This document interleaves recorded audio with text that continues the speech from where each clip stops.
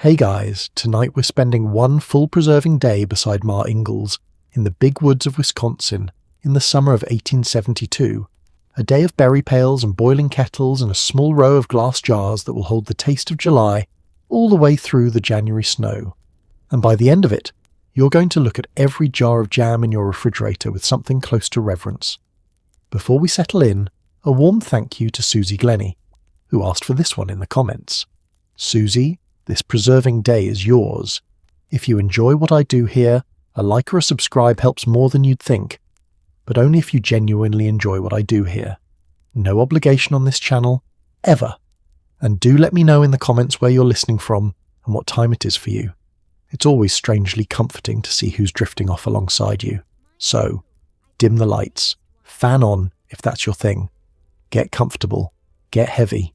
We'll follow her from the 4 o'clock dark to the last lamp out, one pail, one kettle, one jar at a time, and if you drift off somewhere in the middle, good, that's the point.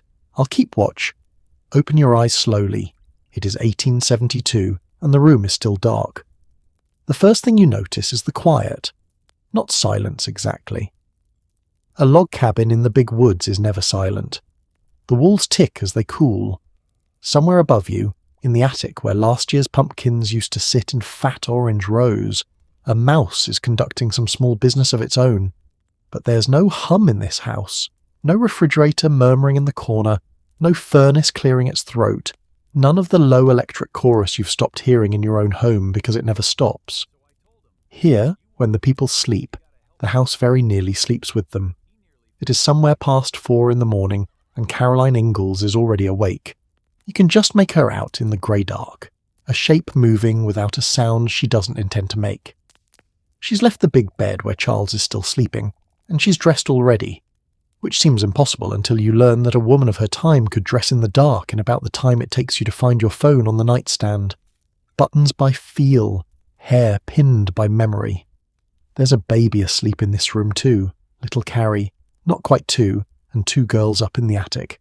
Mary, who is 7, and Laura, who is 5, and Caroline moves through the dark the way mothers of sleeping children have always moved.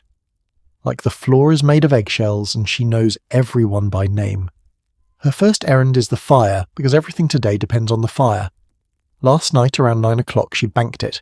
That means she raked the coals into a heap, covered them over with ashes, and tucked the fire in for the night like a 4th child. Now, 7 hours later, she kneels at the hearth and rakes the ashes back, and there they are. A double handful of coals, still breathing, glowing a deep patient orange under their grey blanket. She feeds them shavings, then splinters, then real wood, and the fire comes back the way it has come back every morning of her married life. A household in the big woods might go years without ever truly letting its fire die. Matches exist down at the store in Pepin, but matches cost money, and coals are free, and Caroline Ingalls did not become the woman she is by paying for what the ashes will give her. The light changes first at the hearth, then everywhere. Around it, the room assembles itself out of the dark. A table Charles built, a rocking chair, the big bed in the corner, the trundle bed slid beneath it, and on the far wall, the pantry door standing just ajar. Go ahead and look. She won't mind. Inside, on the middle shelf, there's a short row of glass jars, 6 of them, give or take, catching the new firelight and holding it like something they've been saving. Some are squat and some are tall, and not one of them matches its neighbour, because glass jars come to a farm 1 and 2 at a time, bought or traded or inherited, each one a small event. In your kitchen, glass is what things come in. Here, glass is a thing you keep.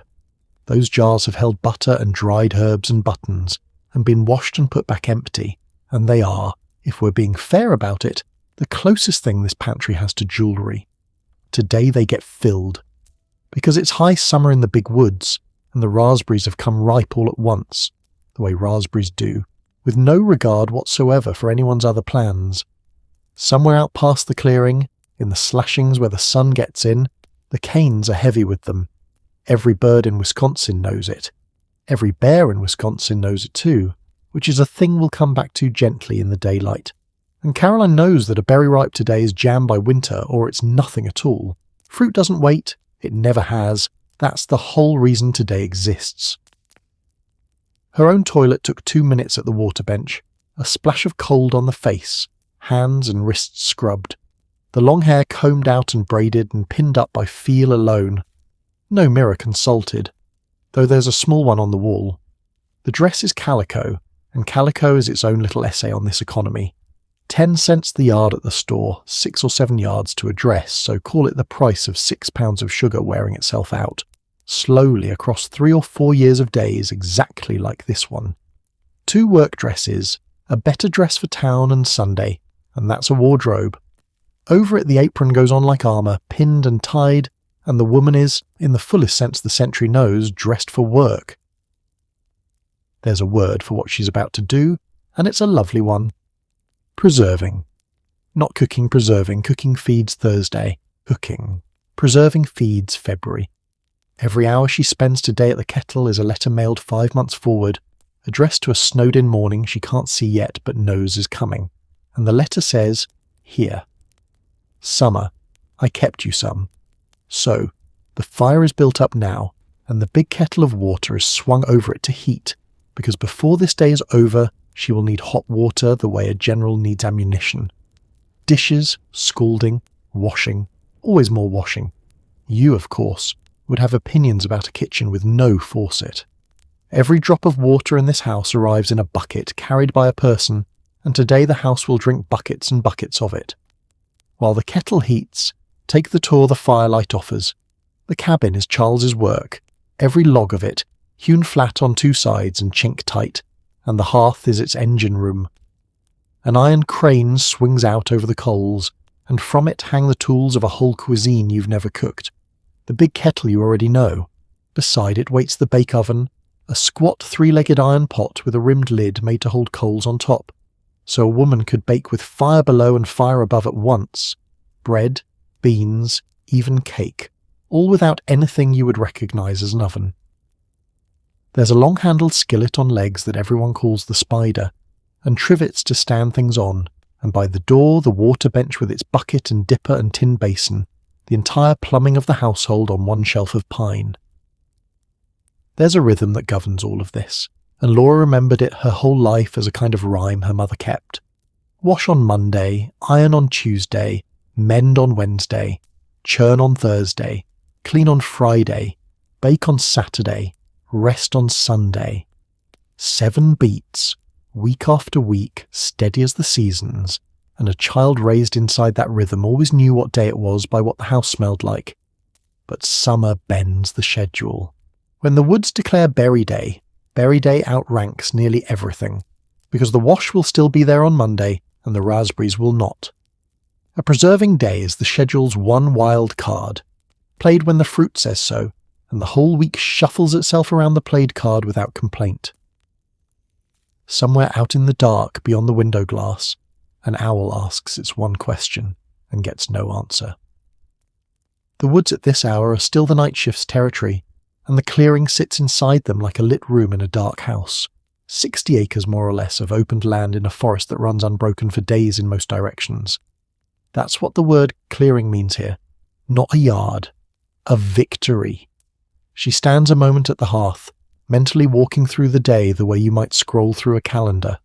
Milking first, breakfast, then the berries, before the heat comes up, and while the dew still holds the dust down. Sorting, then sugar, then the long afternoon at the kettle, and the jars at the end of it if nothing goes wrong. Bread to manage on top of all of it, and 3 children woven through every hour like a bright unravelling thread. It's a great deal to hold in one head before sunrise. She holds it the way she holds everything, without fuss, the whole day already stacked and ordered like the woodpile outside.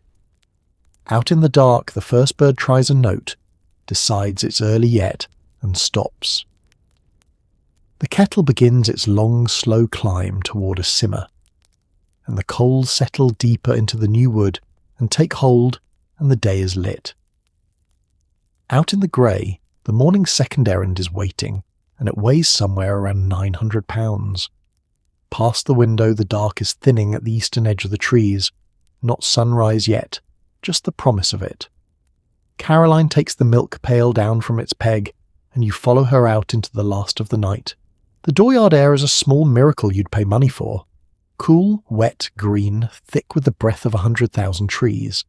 The big woods stand all around the clearing, dark going on grey, and the grass soaks your feet through in 10 steps.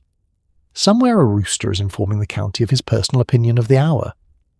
Suki is waiting at the barnyard gate. A brown cow, patient as furniture, her breath steaming faintly in the cool. She knows this appointment as well as Caroline does. Cows are many things, but they are never late for milking because by morning a milk cow needs milking the way you need a stretch after a long car ride, and she leans into the routine of it with visible relief. Caroline sets the stool, leans her forehead into that warm brown flank and begins. 2 streams ring against the empty pail, then thicken, then soften as the pail fills, and the sound goes from tin to cream. It's one of the oldest work songs there is. Her hands know it so well she can be somewhere else entirely while they do it, and this morning you can tell she's already at the kettle, already counting jars. Now, about that gate. Laura remembered a story from a winter night at the same barnyard, and it's told in the family the way the best stories are, with everyone's timing already perfected. Caroline went out in the dark to see the cow. A big shape stood at the gate where Suki should be.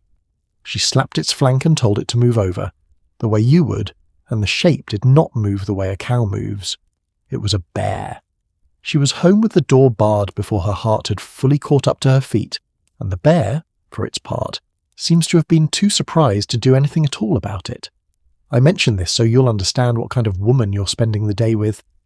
Gentle voice, collar buttoned to the chin, and somewhere in her past one thoroughly slapped bear. This morning there's no shape at the gate, but the cow and the pail comes back to the house heavy. A good cow in her summer grass gives generously, gallons across a day, and every drop of it has a job, some for the children's breakfast, some set out in the shallow tin milk pans in the pantry, where it will stand quiet all day while the cream rises to the top like a secret coming out. Yesterday's pans are ready now, and Caroline skims them with a flat tin skimmer, one long practice pass, the cream folding over itself thick and yellow-white. That cream is tomorrow's butter, and butter is not just supper here, it's money. Down at the store, butter trades at around 15 cents the pound, and a farm wife's butter is her own economy, her own signature, known and judged by name. Caroline's, we can safely say, was not the kind that got judged. The pantry's dairy corner deserves a minute while she works, because it's a factory in its own right. Its milk pans are shallow tin, wide as wash basins, and milk stands in them a night and a day while the cream climbs. Tomorrow is Thursday, churning day, and the gathered cream will go into the tall wooden dash churn, and somebody's arms, and there's a fair chance the arms will be Mary's now she's 7, will drive the dasher up and down for the better part of an hour until the butter comes. In winter, when the cows go dry feeding, and the butter churns up pale as lard, Caroline shreds a carrot into scalded milk and works the gold back into it by hand, because her table has standards even in January.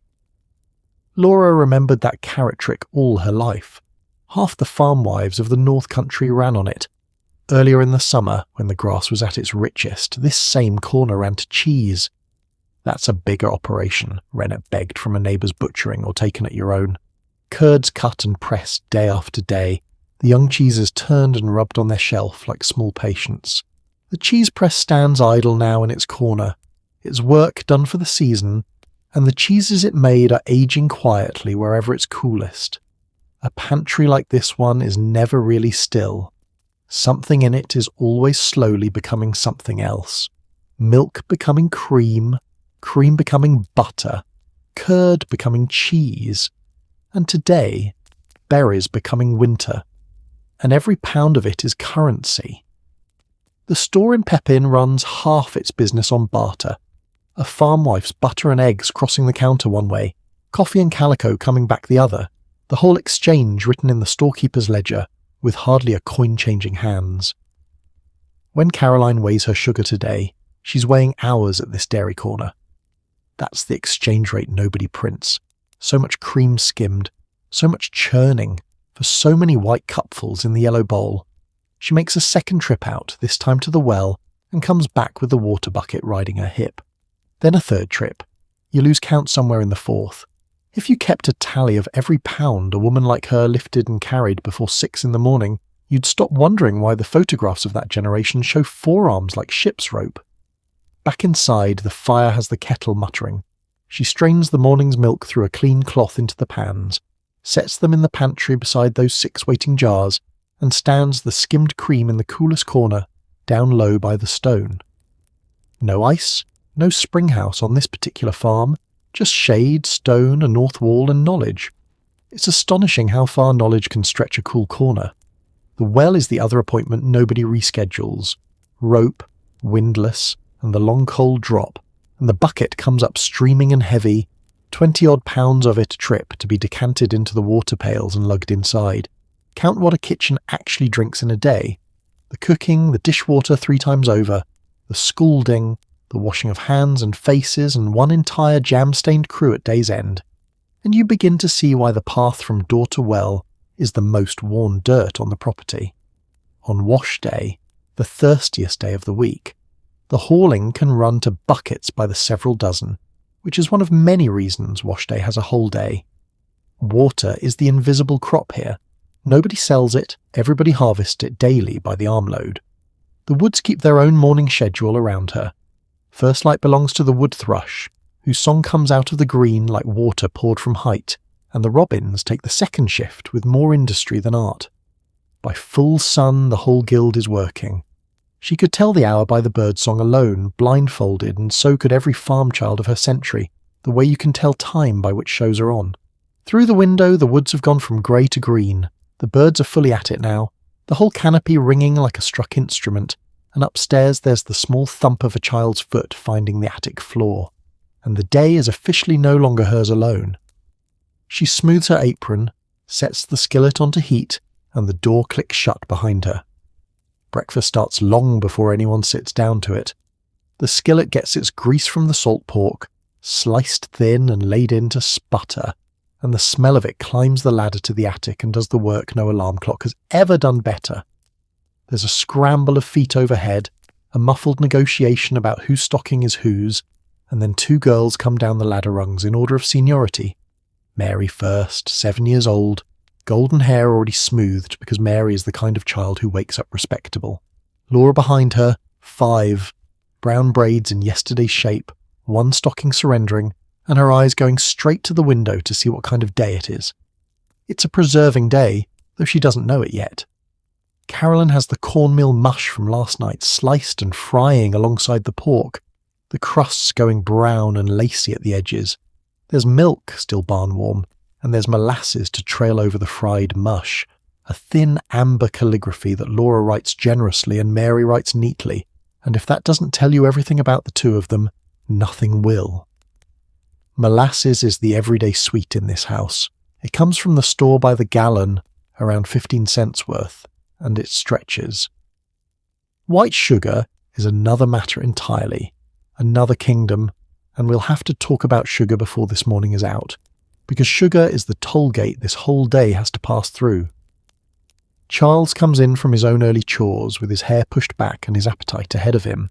If you know this family at all, you know him as Pa, the fiddle, the wide grin, the itch in his boots that will someday walk them all across half a continent. This morning he's simply a farmer in July with hay on his mind and a long hot field waiting for him. He teases Laura about something. He compliments the mush.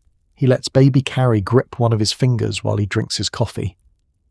The coffee's been boiled in the pot with an eggshell dropped in to settle the grounds. An old trick, and it works mostly. Grounds or no grounds, at around 12 cents the pound coffee gets drunk to the bottom of the cup in this house. And then Caroline says the word, berries. The effect on the girls is immediate and total. Bearing is that rarest of chores, the kind that's secretly a treat. It means the woods, it means bare feet in the cool grass along the path, it means eating on the job with full parental approval, up to a point that will be carefully patrolled. Mary is already asking which pails they'll carry. Laura is already gone, in every way that matters, out the door and up the path in her mind while her body finishes its milk. Caroline lays out the day for them the way a foreman lays out a job, because that's what she is this morning, a foreman with a crew whose average age is 6. They'll go early, while it's cool. They'll pick clean, no stems, no green ones, and they'll remember, here her voice does something firm and quiet at the same time, that the pail fills faster than the mouth. 1 for the pail is the rule of the morning. The rule will be tested. It is tested every single summer by every child who has ever been handed a pail, going back, one assumes, to the very first berry and the very first child, and the rule has never once won outright. Caroline knows this. She sets the rule anyway, because a rule you keep 4 times out of 5 is still a mostly full pail.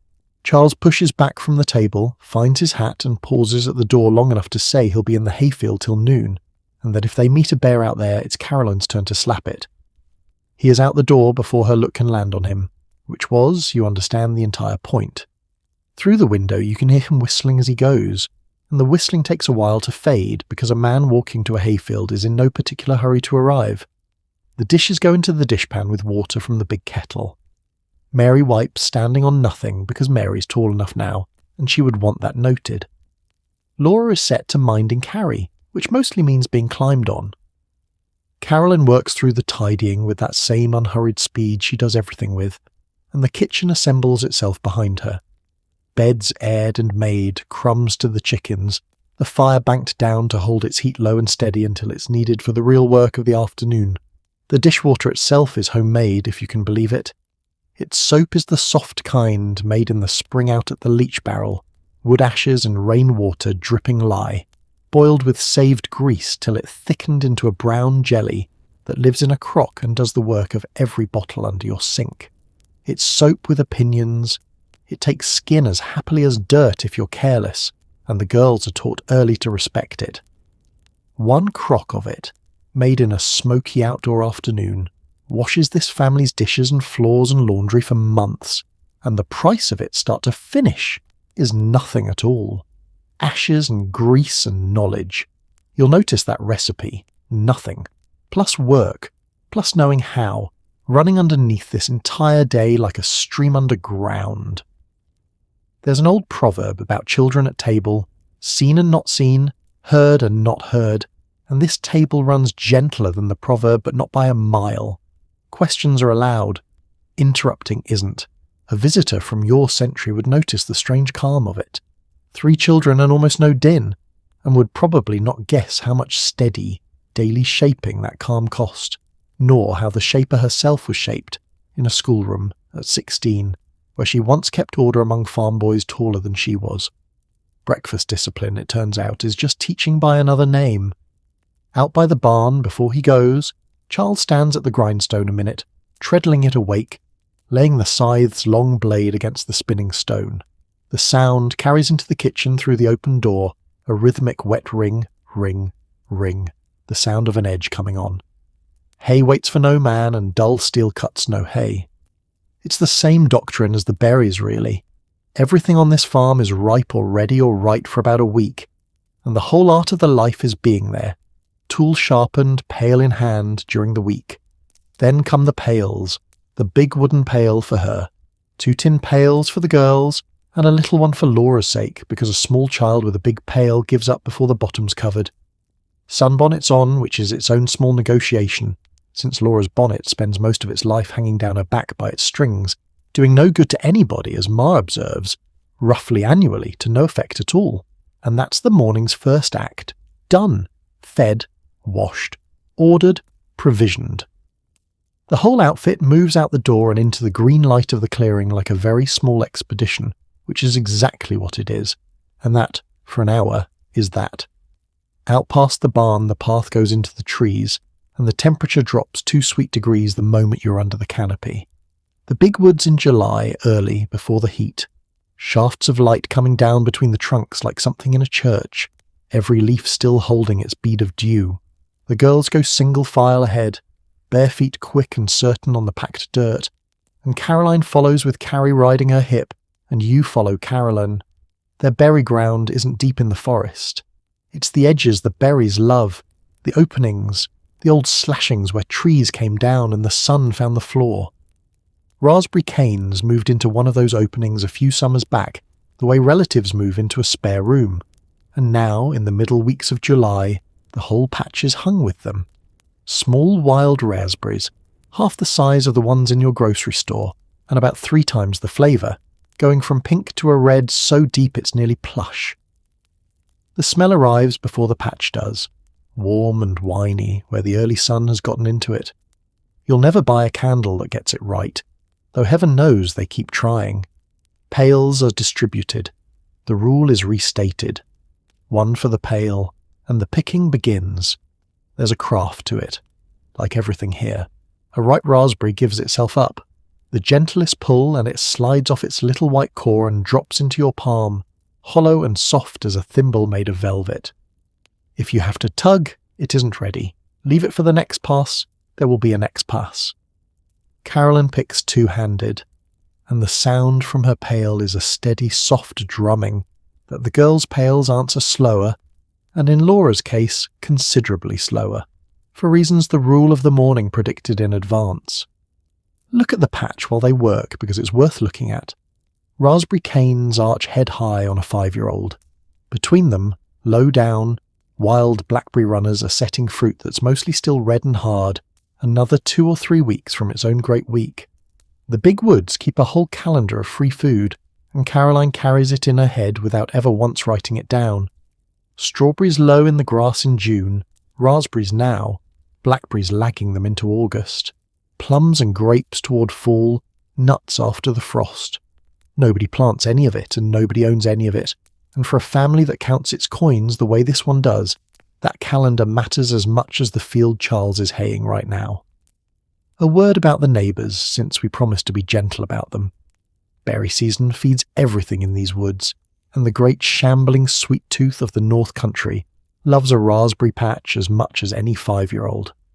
Bears do come to the berries. Everyone knows it, nobody dwells on it, and the arrangement between settlers and bears is mostly one of scheduling. Bears prefer their berrying at dusk and dawn, and their privacy in general. Caroline keeps her ears open and the children inside her voices reach, and that's simply the ordinary caution of the place. This morning the patch is theirs alone, with the sun coming up through the canes and every bird in the county providing the music. Carrie is set down on a spread shawl in the shade, where she applies herself to a crust of bread and the serious study of her own feet. Mary picks like she does everything, methodically, 1 cane at a time, stripping it clean before she moves on. Her pail fills in rings evenly, like water rising. Laura picks like weather. Gusts of great industry, then a lull, then a butterfly requires investigation, then a gust again. Her pail fills like a stock chart, and her mouth, we may as well be honest about this, has been running at roughly 1 for the pail, 1 for the shareholder since the 2nd minute. Caroline sees all of it. Mothers in berry patches have surveillance the modern world still can't match, but she also knows what a July raspberry tastes like when you're 5 and it's warm from the sun, and you picked it yourself, and so the rule is enforced with tact. A word here, an eyebrow there. Once, the classic manoeuvre, Laura is simply given a task that requires both hands. Not everything in the patch is red either.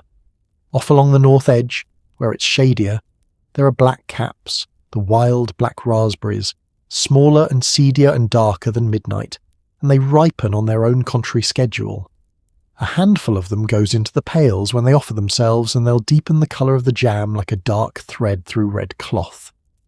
Caroline takes them without ceremony.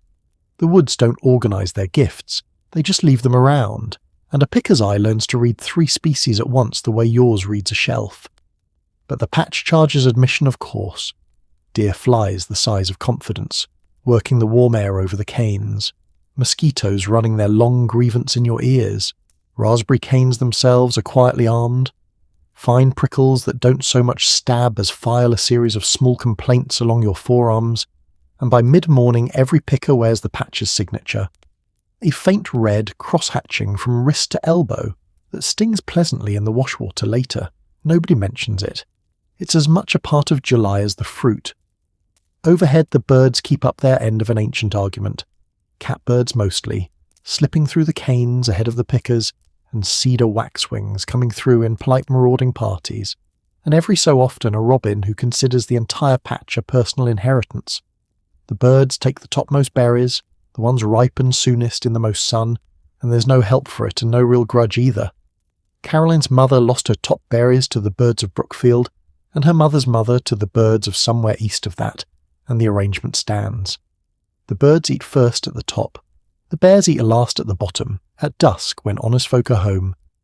The family takes the wide middle of the bush, and the patch feeds all 3 shifts without ever once being asked politely. A practice-grown picker in a heavy patch can strip something like a quart in well under an hour, and Caroline runs ahead of that pace all morning without ever appearing to hurry. That's the trademark of her whole generation of women, speed with no rush in it anywhere. Hurry wastes motion and bruises fruit.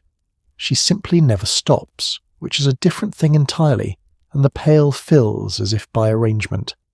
The sun climbs, the shade shortens, and the patch begins to hum with heat.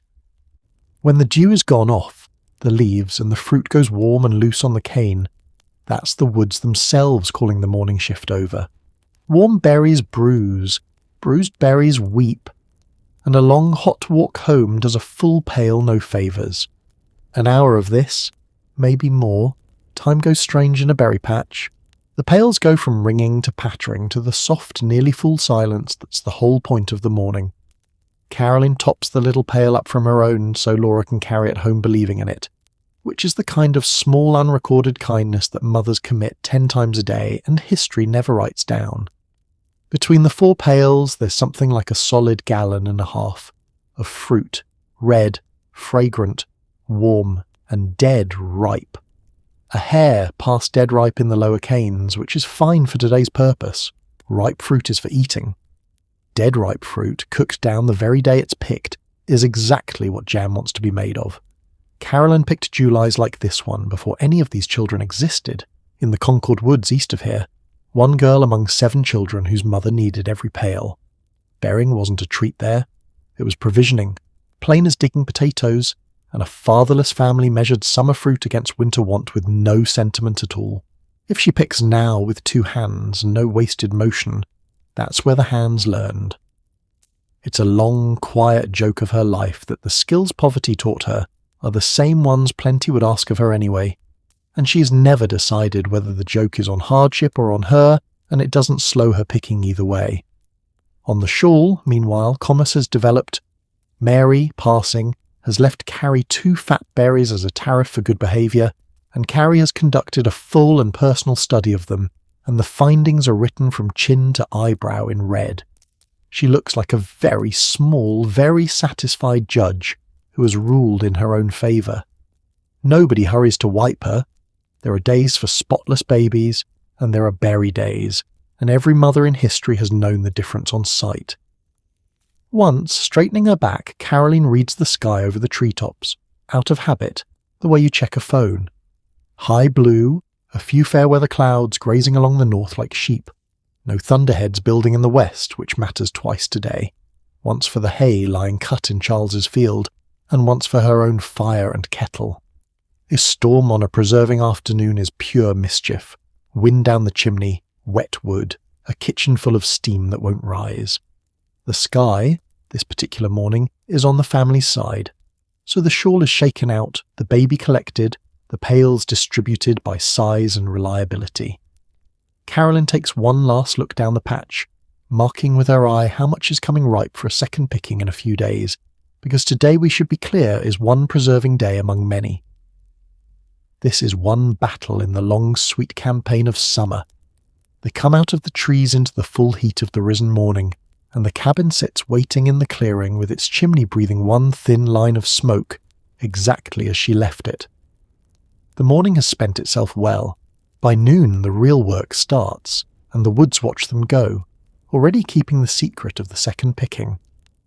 While the girls wash the woods off their hands, the kitchen table gets cleared down to bare scrubbed wood, and the morning's harvest is poured out across it, pail by pail, in a long red drift. 1.5 gallons of raspberries on a wooden table, with the noon light coming through the window onto them, is one of the better sights this century has to offer, and Caroline allows herself about 1 second of looking at it before her hands start working. because every berry on that table now has to be met personally. This is the sorting, and there's no way around it and no way to hurry it. Wild fruit comes in as the woods scent it. In among the perfect berries there are leaves, stems, the occasional freeloading beetle making its confused way up out of the drift.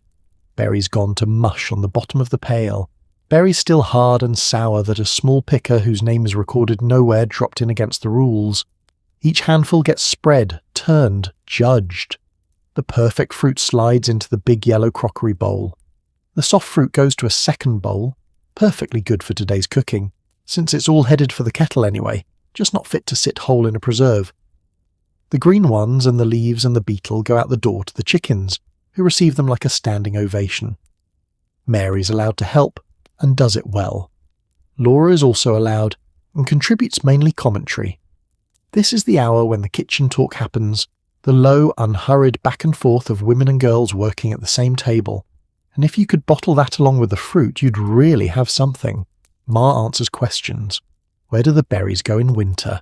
Why do the birds get the top ones? Whether Carrie will remember this day, which she won't, being not yet 2, and which is precisely why Laura is asking. By the end of the sorting, everyone at the table wears the work. Fingertips first, stained a deep wine red that soap will argue with for 2 days and lose, and Laura, predictably, has managed a stripe of it along one cheekbone like the war paint of some very small, very cheerful tribe. Ma's hands show it too, though on her it looks less like paint and more like credentials. There are weeks every summer when a farm wife's hands are simply the colour of the current crop, berry red now, tomato orange later, and the women of the county could read each other's kitchens at church on Sunday by their knuckles, and did and said nothing, and understood everything. The girls are learning more at this table than they know, which is the whole quiet method of the household. Nobody has announced a lesson in judging fruit, but Mary can already tell at a glance which berry will hold whole in a preserve and which belongs in the jam bowl, and Laura, who argues the borderline cases mostly for the pleasure of arguing, is learning the harder skill underneath, that sorting is deciding, and deciding all day without wobbling is what her mother does instead of resting. 20 years from now, in kitchens of their own, their hands will make these same triage motions without a thought, and if you asked them where they learned it, they'd have to stop and think, and then they'd see this table. While they sort, the jars come out. This is the moment the pantry has been waiting for. Caroline lifts them down from the middle shelf one at a time, her 6 mismatched glass soldiers, and lines them up on the bench by the dishpan. Held up to the window light, each one declares its history. 2 are proper patent jars with shoulders and screw threads at the lip bought new. One is tall and plain, and came, if memory serves, with something already in it, long since eaten. The others are oddments, one with a chip on its rim that has been carefully known about and worked around for years. In your world, a shipped jar is trash. In this one, it's a jar with a known fault and a long career still ahead of it. It just can't be trusted with a seal anymore, so it holds what gets eaten first. Every jar, every crock, every tin cover gets washed in hot, soapy water, rinsed, and then scalded. Boiling water from the big kettle poured in, and over and around until the glass is too hot to hold bare-handed. Caroline doesn't know the word microbe. Almost nobody in 1872 knows the word microbe. The men who are working all that out across the ocean are publishing their papers right about now. But 200 years of kitchen inheritance have taught farm wives exactly what a microbe does, even without its name. Scald everything, fill hot into hot. Seal tight, keep cool, and look sharp at anything that fizzes when you open it. The rules came down mother to daughter like verses, and the science, when it finally arrived with its Latin, mostly just agreed with them. Scalded and drained, the jars stand upside down on a clean cloth, steaming faintly, wobbling their heat shimmer into the air. The sorted fruit waits in its bowls. The table gets scrubbed a second time, and the whole kitchen has the clear deck feeling of a ship before weather. It's worth wondering, while the washwater heats, how glass gets to a clearing 7 miles into the big woods in the first place, because none of it is made within hundreds of miles of here. The answer is the river. Pepin sits on the wide water where the Mississippi swells into a lake, and the steamboats work it all season, and everything manufactured in this county's houses, glass, crockery, stove iron, window panes, needles, came up that water at some point, packed in straw in a barrel, and then rode a wagon the last miles into the trees. When Caroline holds one of these jars to the light, she's holding the far end of a supply chain that starts in some eastern glass house, where men blow and press glass all day at furnaces hotter than anything in this county, and ends here, on a plank shelf holding buttons. Every one of them survived the journey. Not every one of their brothers did, and the price of a jar has a little of that breakage built into it, which is one more reason the chipped veteran was never thrown away. Now and again a peddler's wagon works these roads too, tin and notions and oilcloth, ribbons if he knows his territory, and a peddler is half store and half newspaper, carrying the neighbourhood's gossip along with his stock. A good one gets fed dinner and pumped for news and sent along with butter in his box. But Glass rides badly in a jolting wagon, so Glass mostly waits at the store, and a jar is the kind of purchase a woman plans toward, names out loud in the spring, and carries home in her lap like an egg. The yellow crockery bowl gets the same scald as everything else, and it deserves its moment too. A bowl like that outlives dogs, outlives fashions, sometimes outlives its own family and starts over with a new one. It was made to be the biggest thing in a small kitchen, and there's a fair chance it will still be holding something somewhere when the children at this table are old. One thing more before the sugar, because the sugar deserves its own hour. Caroline stands at the table doing silent arithmetic, and you can watch it cross her face. So much fruit, so many jars. The 2 patent jars for the best whole preserves, the tall jar and the stout one for jam, the crocks for what's left, and the chipped veteran for the little batch that will be eaten this very week. Largely, let's be realistic, by a girl in brown braids. Fruit, glass, fire, all mustered. The kettle's already warm, and the afternoon exhales. Supper starts long before supper, and jam starts at the sugar barrel, or in this house the sugar sack kept up on a high shelf with the tea, in the small aristocracy of the pantry. This is the room where we have to talk about sugar, because until you understand what sugar costs her, you can't understand what she's about to do with it. Stay with me, she'll keep her hands busy while we talk, she always does. Caroline lifts down the sack and weighs it in her 2 hands, and that gesture right there, that little heft and pause, is a whole economy in one motion. Store sugar, the good white sort, runs somewhere around a dime the pound down at Pepin. 7 cents in a lucky season, more when it isn't. Set that against the other numbers this family lives inside. Butter bringing 15 cents the pound. Eggs a small handful of cents the dozen. A whole gallon of molasses for about what 1.5 pounds of white sugar asks. When a catalogue will sell you 7 yards of blue denim for $1, 10 pounds of sugar is a serious conversation. So the white sugar is not really a food in this house. It's closer to a material, the way silver is a material. It appears in visible quantities when company comes, and it vanishes into the tea of visiting ministers, and it exists above all for exactly what's happening today. Preserving is the one work that gets to spend sugar by the pound. Because sugar isn't sweetening this fruit, sugar is saving it. Here's the part worth knowing, and then we'll get back to the kitchen. Watch, she's already setting the fruit on the scale of her own judgment. Sugar in quantity is a preservative, as real as salt in the pork barrel or smoke in the venison. Boiled deep into fruit, thick enough, it binds up the water that spoilage needs, and what would have been a mouldy bowl by Friday becomes a jar that can stand on a shelf from July to March, bright and whole, needing nothing but a cool cellar and an honest seal. The old receipts, the ones Caroline's mother would have known by heart, put it simply, pound for pound. A pound of sugar for every pound of fruit, for proper preserves meant to keep the year round. Jam, cooked down harder, can get by leaner. But cut the sugar too far and you haven't made a keeping jam at all, you've just made dessert with ambitions, and it will let you know, greenly from the back of the shelf, some warm week in September. Pound for pound. Say it while you look at that dime a pound and at the size of her fruit bowls, and you'll see the day's whole ledger snap into focus. The morning's whole picking on the table and matching them, pound against pound for the best of it. Sugar bought with butter and egg money, carried home 7 miles, and spent today in one glorious afternoon. This is why there's no such thing as a casual preserving day. Nobody boils a dime a pound for fun. Every jar she fills this afternoon is a deliberate bet, sugar now against hunger later, placed with the same care Charles puts into seed. And it's why her measuring, happening right now at the table, is worth watching like a card game. No printed cookbook stands open. There's a receipt in her head. Her mother's most likely and her grandmother's behind that, and she goes by weight where she can and by eye where she must.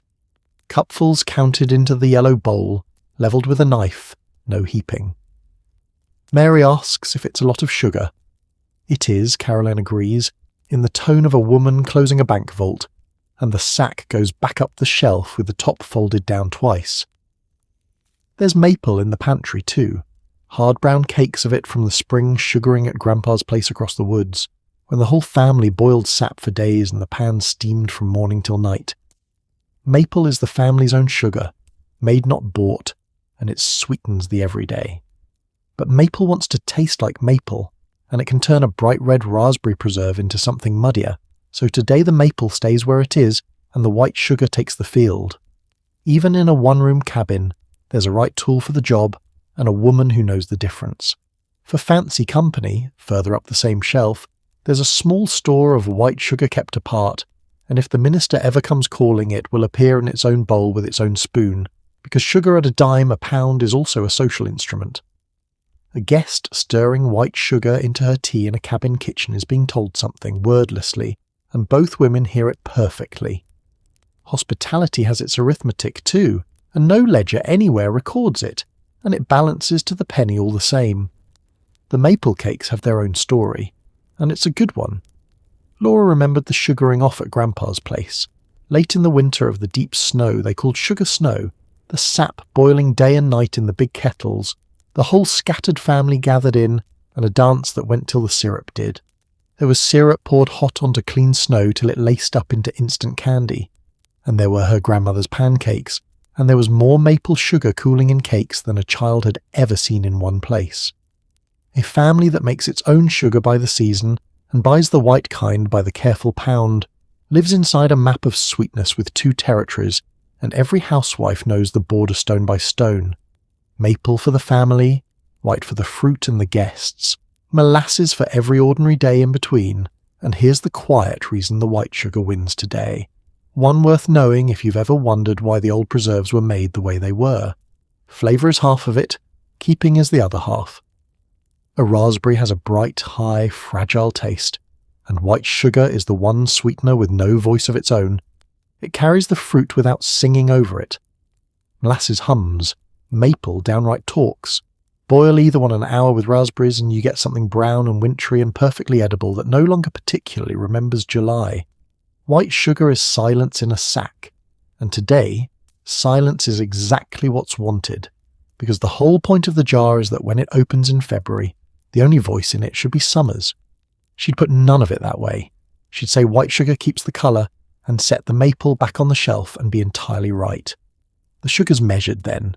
Fruit sorted, jars scalded, and the sun outside has swung past its top and started down the afternoon side of the sky, which is exactly on schedule. She rakes the fire open, sets the trivet, and reaches for the kettle. The mending basket can wait until tomorrow.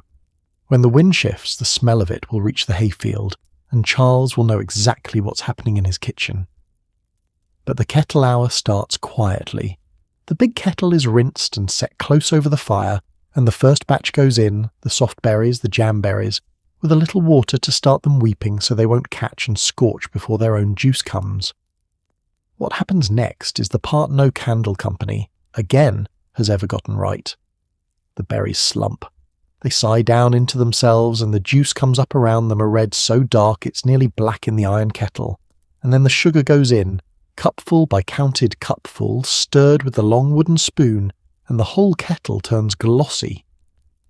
The smell that rises off that first boil, hot raspberry and caramelizing sugar and wood smoke underneath it, is one of the great smells a human kitchen can produce. It fills the cabin in about 2 minutes, gets into the curtains and stays for days, and no one has ever once complained. Now Caroline goes to the post she'll hold for the better part of the afternoon, standing at a hot fire on a July day, stirring. We should be honest about what that costs. You've maybe canned in an air-conditioned kitchen and still called it hot work. She's doing it over open coals, in a long dress and an apron, in a room whose one concession to the heat is a door propped open to the yard. The fire wants to be hot enough to keep a strong boil and no hotter, and she governs it by pulling coals forward or raking them back like a stoker on a very small ship. Sweat is part of the process. It always was. Every jar of preserves that ever came out of a 19th century kitchen has a long afternoon like this one standing invisibly behind it. The jam has to be stirred, more or less continually, because a sugar-thick kettle scorches the instant it's ignored, and scorch is the one mistake this day cannot take back. Burnt jam is burnt. Sugar is burnt money. So the spoon goes around and around, slow figure eights down where the heat sits at the bottom of the kettle, and the boil climbs and thickens and starts to talk. That's the word for it. A young thin boil chatters. A finished jam speaks low in fat, slow bubbles that rise like something turning over in its sleep. Plup, plup. And a woman who's made jam all her life can very nearly cook by ear. Let it be said plainly, the jam hour turns the cabin into an oven with a house around it. The door stands propped wide, both windows do what two windows can, and still the heat piles up against the roof and hangs there, and the hair at Caroline's temples has escaped in small damp curls that she hasn't had a free hand to deal with since dinner. Back east, the catalogues are full of cook stoves now. $25 of cast iron with an actual oven and a flat top, and dampers to govern it like a little ship's engine, and plenty of kitchens in town cook on nothing else. And someday, in another house, further west, she'll have one. Grandmothers will go to their graves swearing the bake oven's bread tasted better. Grandmothers, on this one point, may well be right. But no woman who ever stood a July afternoon at an open hearth was sentimental about it while it was happening. The long spoon deserves its line, too. Whittled from one piece, worn to silk at the grip, stained to the colour of tea halfway up its handle, by years of afternoons exactly like this one. A spoon like that is bought once or made once, and then simply accompanies a woman's cooking life, stirring her whole repertoire decade after decade, and if the house ever burned, and heaven forbid, it's the sort of thing her hand would miss for a year. Tools get like that here. Not precious. Familiar, which is more. And then there's the foam, which is where the children come back into our story. A boiling berry kettle throws up a rosy pink scum, perfectly harmless, mostly air and impatience, and it has to be skimmed off with a spoon so the finished preserve will be clear instead of cloudy. The skimmings go into a saucer on the table, and by ancient, unwritten, absolutely inflexible law, the skimmings belong to the children. Mary and Laura have been orbiting the hearth this past half hour like two small moons, and when the saucer is finally handed down, still warm, with two spoons in it, the kitchen goes as quiet as it's been all day. Sweet pink foam on a July afternoon, spooned up slow to make it last. There are children in that century who remembered the skimming saucer their whole lives, into old age, past wars and telephones and motor cars, and if you make jam some summer and skim it, you can taste the reason. About the kettle itself, one refinement, because the great kitchens and the receipt books of her day were firm on this point. For preserving, the prize vessel wasn't iron at all but brass, the wide, shallow preserving pan, scoured before every use with vinegar and salt till it came up like a trumpet. Iron is honest, but it's opinionated. Long acquaintance with acid fruit can dull a preserve's colour and lend it a faint tinny sadness, while brass, kept bright, leaves the fruit alone.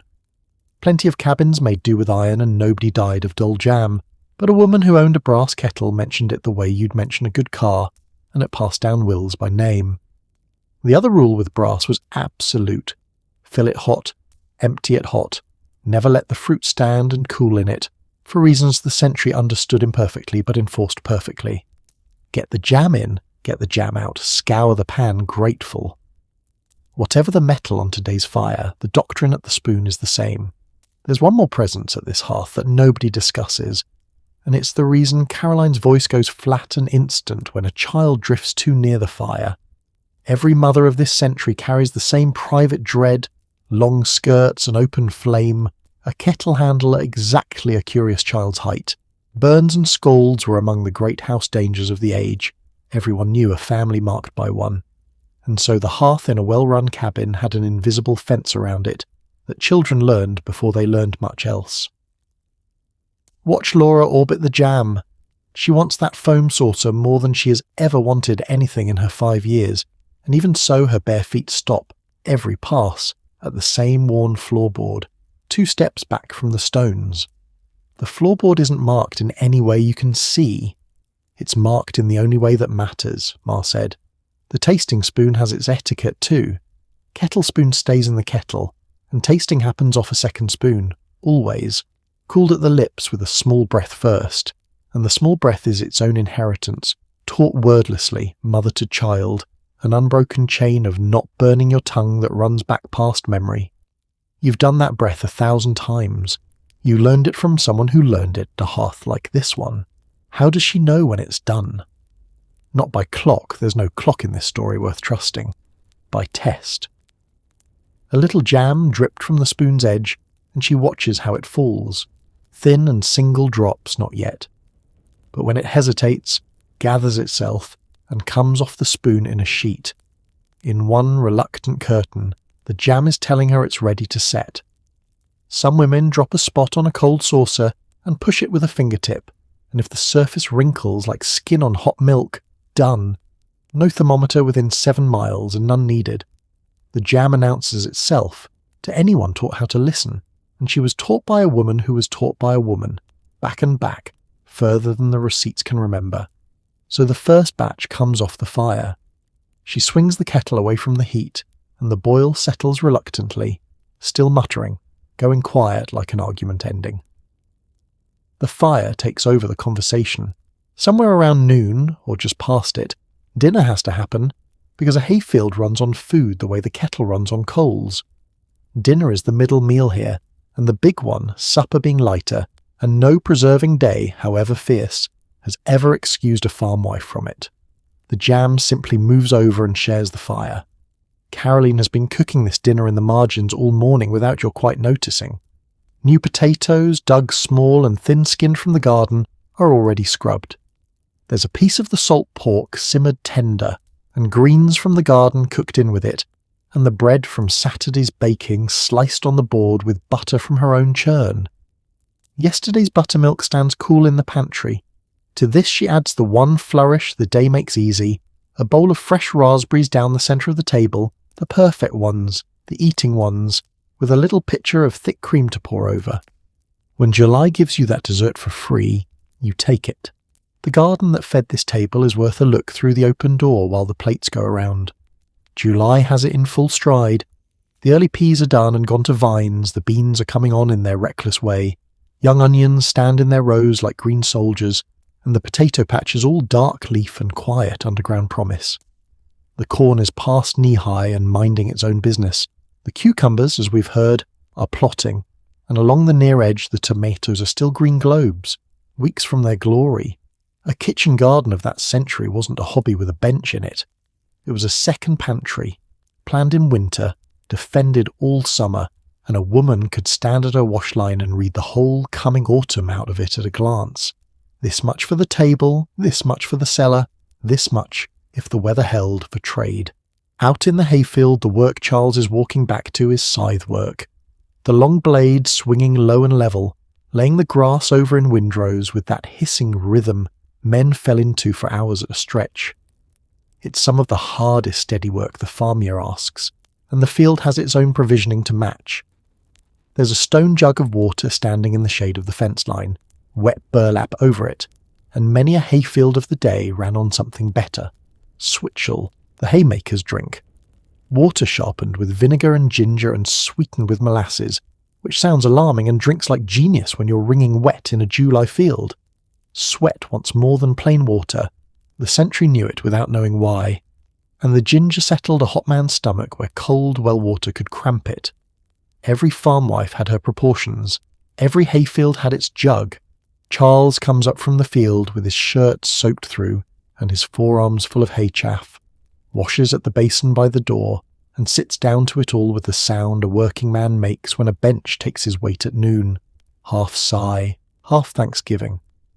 He smelled the kettle from the field, exactly as predicted. He says so and says the winter's looking sweeter already, and asks what a man has to do around here to get his jam early, and Caroline says supper will do it, and there's a look between them that has been married 10 years and is enjoying itself. Dinner talk is haying mostly, how the cut is drying, whether the weather will hold for stacking, the eternal farmer's negotiation with a sky that signs no contracts. You sit among them, passing the potatoes, and it occurs to you that everything on this table except the salt, the pork's cure, and the coffee came off this clearing or out of these woods.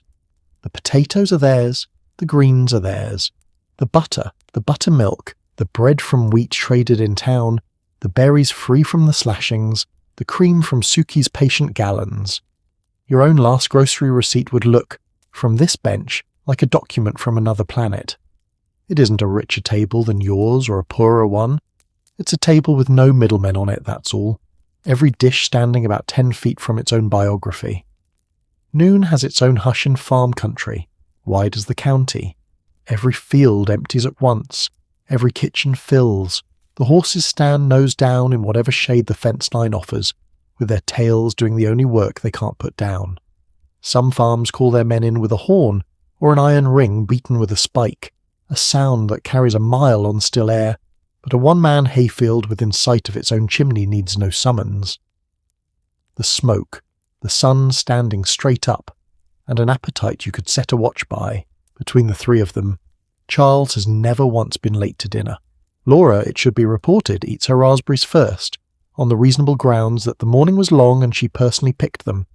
Mary saves hers for last, visibly, in full view of a sister who has none left. Both systems are complete.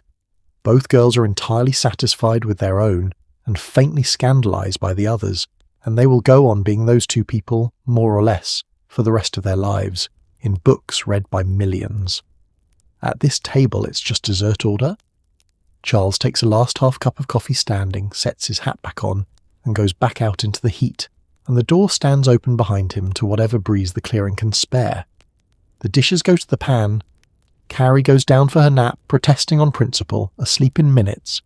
The kettle waits, warm and patient. But there's a lull built into this day, short and precious, while the dinner settles and the baby sleeps and the fire steadies itself, and Caroline for once is going to sit down in it. And for half an hour the whole farm agrees to it. 2 rooms away, if this house had 2 rooms to spare, there'd be a parlour for this hour. Instead, there's the rocking chair by the open door, and a lapful of soft work, wiping the wash jars dry and buffing the glass with a flour sack cloth till it squeaks. Quiet hands, quiet house, the baby breathing in her sleep, the girls sent to play in the shade of the woodpile. If you want to know who a woman like Caroline Ingalls is, this is the hour to ask. So, softly, while she polishes the glass, let's ask. It's a good hour for telling this one. The light through the open door has gone from white to gold. The loudest thing in the room is cloth on glass, and Carrie's sleep breathing from the big bed keeps a small tide going under everything. This was, in fact, the hour such histories actually travelled. Not around evening fires. That was the men's hour and the story hour, but in the drowse of afternoon handwork, woman to girl, dropped in pieces between stitches over years, never once announced as history. A girl would grow up knowing her mother's whole hard childhood, without being able to say when she'd learned a word of it. Laura came to know this story that way. Now you will too. She was born Caroline Lake Quiner in December of 1839 in a cabin near Brookfield, Wisconsin, when Wisconsin wasn't yet even a state. Frontier stock from the very first breath. The Quiners were a big, warm household, 7 children in all, and for the first years it was the ordinary busy poverty of a new country. Land half cleared, everything homemade, everything hard and mostly good. Then came 1845, when Caroline was 5 years old, the same age, you'll notice, as the girl playing by the woodpile right now. Her father, Henry Quiner, went out on the lake that autumn, a trading trip on a schooner on Lake Michigan, and a storm took the ship and he didn't come home. No grave, no goodbye, just a lake that gives back nothing, and a widow named Charlotte with a house full of children and another one coming. The years after that were the kind the family didn't dress up in the retelling. Neighbours were few and help was thin, and there were seasons when dinner was bread spread with molasses, when there was molasses, and plain when there wasn't. Charlotte held them all together by main strength and needle and garden, and the children grew up knowing to the ounce what a household runs on, because they had run one on almost nothing. When Caroline was 9 or 10, Charlotte married again, a farmer named Frederick Holbrook, and the household steadied, and there was a stepfather's farm and in time one more baby sister. But the shape was already set by then. The girl who'd learned to keep house inside a widow's arithmetic kept its lessons for good, and taught them, years on, to daughters of her own, in kitchens her mother never saw. But you don't spend your childhood that close to the bottom of the flour barrel and come away careless. You come away like Caroline. You come away as the kind of woman who banks her coals rather than buy a match, and counts her sugar in level cupfuls, and can make a pantry with 6 glass jars in it feel like provision. And here's the part of her story people forget, watching her stir a kettle in a clearing 7 miles from town. Caroline Quiner was educated. She'd learned at home and at the district school, and she went out and taught school herself at 16, standing at the front of a room of farm children, some of them nearly her own age, earning her own money in a decade when a girl's options ran short and stern. She kept her certificate years.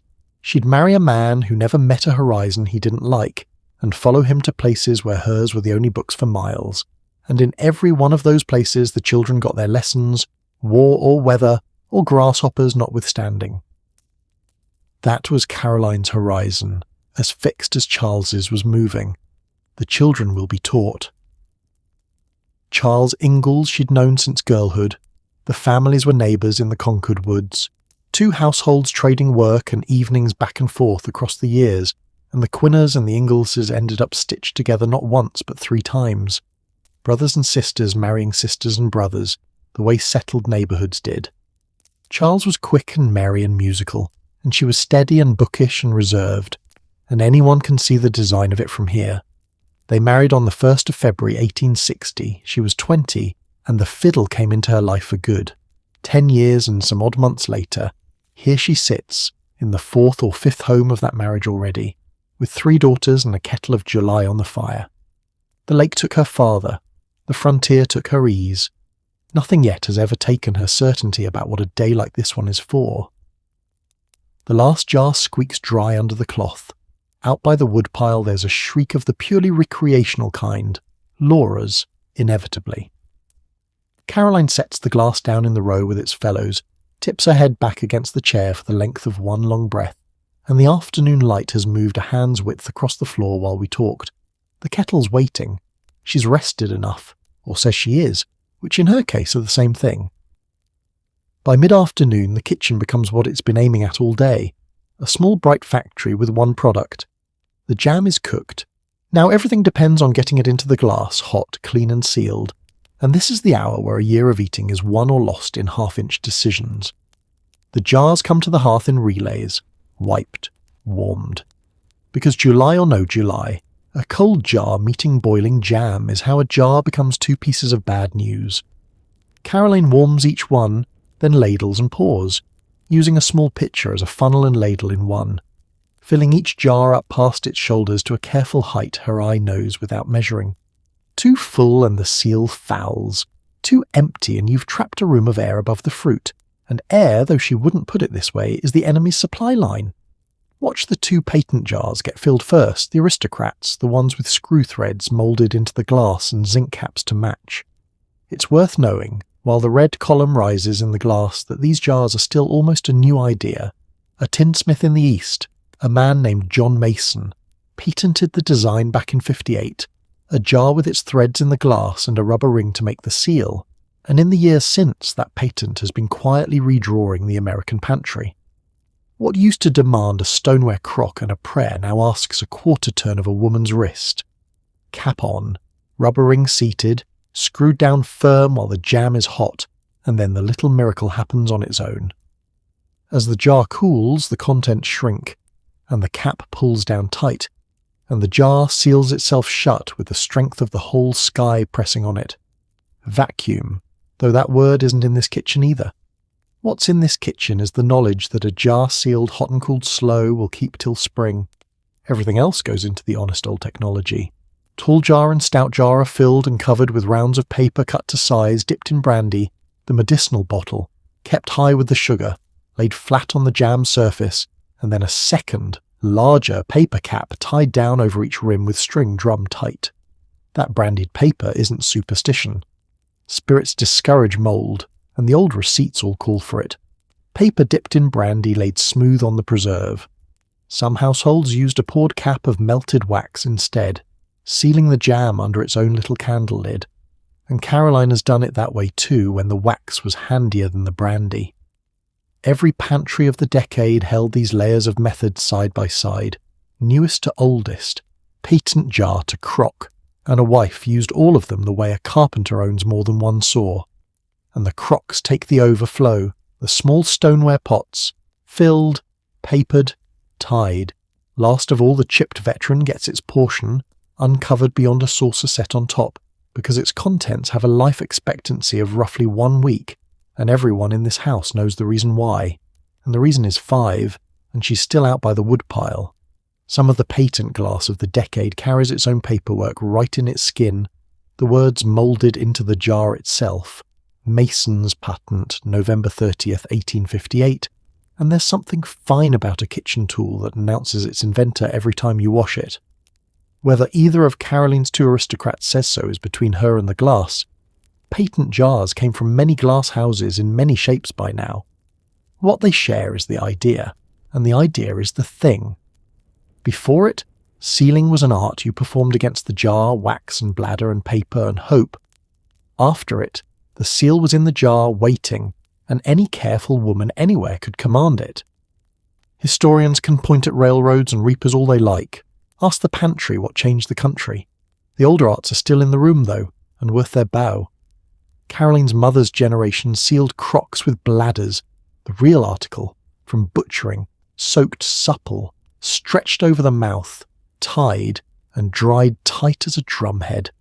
And it worked, which is the only compliment a method ever needs. Leather did service too, and double papers, and wax poured in a ring. Every one of them lives on in this kitchen as a fallback the way old tools do, half memory and half insurance. If the rubbers perish or the zinc runs short some year, the bladder knowledge is right there, folded away in her hands, and her mother's hands behind those. Tomorrow morning she'll walk this row like a sergeant at inspection, caps pressed with 2 fingers, listening for the small dishonest give of a jar that didn't take its seal. Papers checked for damp, for weep at the string line. Any jar that failed in the night gets opened without ceremony, and its contents assigned to the week's eating. No argument, no second chance, because between a doubtful seal and a certain February wins every time. The past jars get their final grooming, a damp cloth over the glass, and some households a paper label with the fruit and the year in ink, though in this pantry the librarian keeps the catalogue in her head and can tell raspberry from plum at 10 feet by the colour against the light. Call the day's work what it is, in the only census that matters. Something like 40 winter breakfasts just change their nature. 40 grey mornings, some of them at 30 below with the nail heads frosted white on the inside of the door, on which there will now be, in the middle of the table glowing like a lamp lit against the weather, summer on bread. While the jars stand cooling in a row on the table, going tick-tick softly as hot glass does, Caroline boils down the second kettle, the whole perfect berries in their heavier syrup, the true preserves, the company fruit. These cook gentler and shorter, so the berries keep their shape and hang whole in the syrup like something out of a jeweller's window. Then the same ballet again, ladle, pour, wipe, seal, and the row on the table grows to its full length, and stands there steaming faintly in the late light.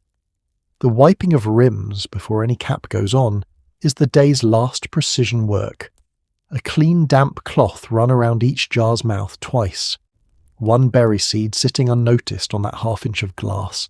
1 thread of syrup dried across the rubber, and the seal takes a flaw the eye can't see and the winter surely will. It's the sort of 2-second care that separates the pantry that keeps from the pantry that gambles. And Caroline wipes rims the way she counts sugar, as if someone were watching, though no one is. Though actually tonight you are. The rubbers and the zinc live their own careful lives between summers. Rubber rings perish, they dry and crack and lose their spring, so the spares wait flat in a tin against the light, bought when the store has them because the store doesn't always. The zinc caps are near enough immortal. They get scalded and dried and stacked away each year like small helmets between campaigns. A full patent jar, glass and cap and rubber together, stands for real money. Call it a week of the henhouse's output, and so the whole apparatus is minded year over year, the way you'd mind anything that cost a week of anyone's work. Count them with her. Glass and stoneware together, a dozen vessels more or less, filled from a morning's picking and an afternoon's fire. On a shelf in your house, it would be a nice weekend's hobby. On the shelf in hers, it's ammunition against February, bought with a dime a pound and paid for twice in sweat. And it is, she would never say this aloud, beautiful. The zinc caps get one last testing twist each. Firm, no more. The papers get a fingertip check at their knots. The door of the day is closing on its biggest room, and the lamp gets carried, so to speak, to the next one. Down the ladder steep stairs behind the pantry, or down through the trapdoor, every cabin solved it differently. There's a cellar, and late in the afternoon Caroline makes the first careful trip down into it with a cooled jar in each hand. Follow her. Mind your head. This is where the whole year lives. A root cellar in the big woods is a dug room under the house, walled with stone or timber, floored with packed earth, and it holds, winter and summer, the same cool, cave-steady air, down around the temperature of well water. No machine on earth is running, and yet it's cold enough down here to raise the hair on your July arms. This is the refrigerator, the cold room, and the bank vault, and it costs nothing but digging. Breathe in, down here. A cellar has a smell no other room in the world has. Wet stone and clean earth and old brine, the ghost of every apple that ever wintered on these shelves, something green and faint like potato sprouts in the dark.